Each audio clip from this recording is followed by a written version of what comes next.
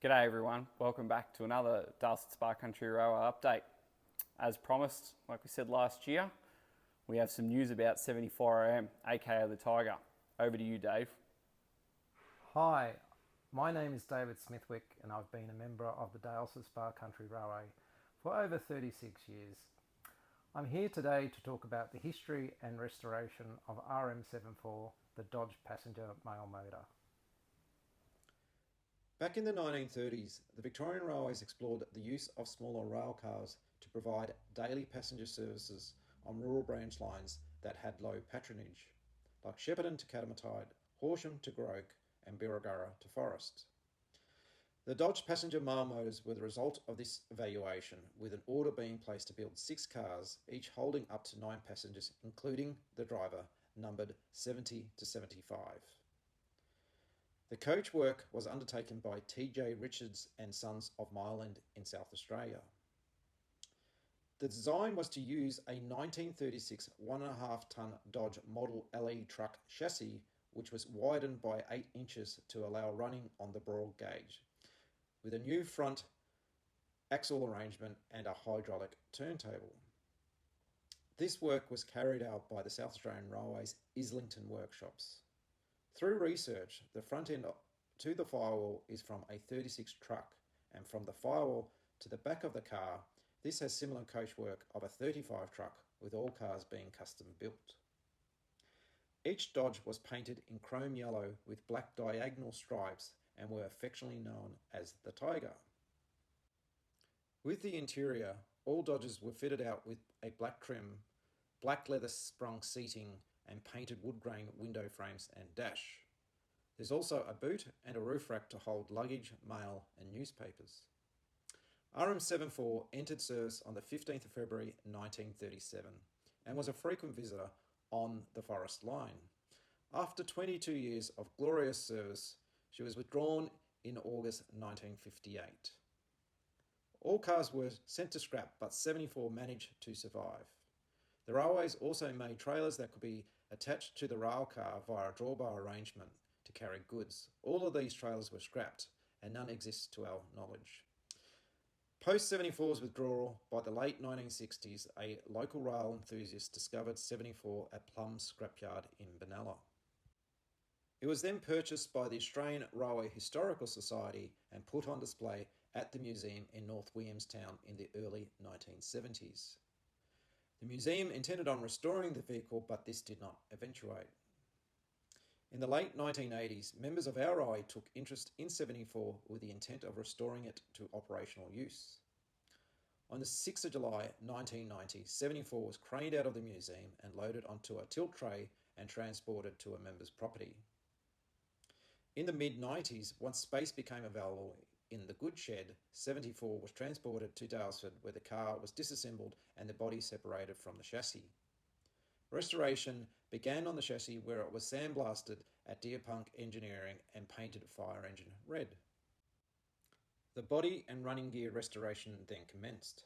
For more than 20 years, work continued at a steady pace.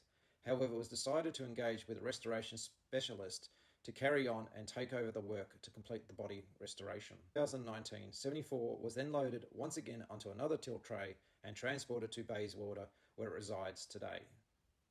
A bodywork assessment took place, and where required, new sheet metal panels were made and fitted. The COVID hiatus came and went, and in early 2022 is when I took up interest with the project. Work commenced on the complete restoration of 3-seat bases, with all of them now complete and back in the car. A new radiator grille has been made from scratch, and the radiator has been recoiled and fitted, with only the bonnet that remains to be reattached. The rechroming of parts like the headlight bezels and reflectors, light switch bezels are finished and waiting for fitment. Further rechroming work will commence soon on the roof rack frame. We've also made new timber roof rack slats that will probably be fitted prior to painting. The main part of the restoration work has been concentrated on the 6 passenger entry doors. A lot of the parts were either corroded or missing, so replacement or new parts need to be made. Like new door locks, hinge pins, door wedges and door checks, with all of these parts made off-site in our restoration shed here at Daylesford. We took the opportunity to source other missing door parts like window regulators and window glass channels, but it came apparent that compatible parts were pretty much non-existent here in Australia, and we looked to the USA to source these parts. Having sourced the parts from the USA, this has assisted the work to continue at pace with the doors. As of today, the doors are 95% complete with only glass and door checks requiring fitment and door adjustment. We also had to source missing window frame for the driver's door with a replacement frame coming from a Dodge 36 passenger car which has been modified and fitted to 74. Once all the doors and remaining bodywork is complete, filling and painting will commence with trimming and final fitment of seating to go.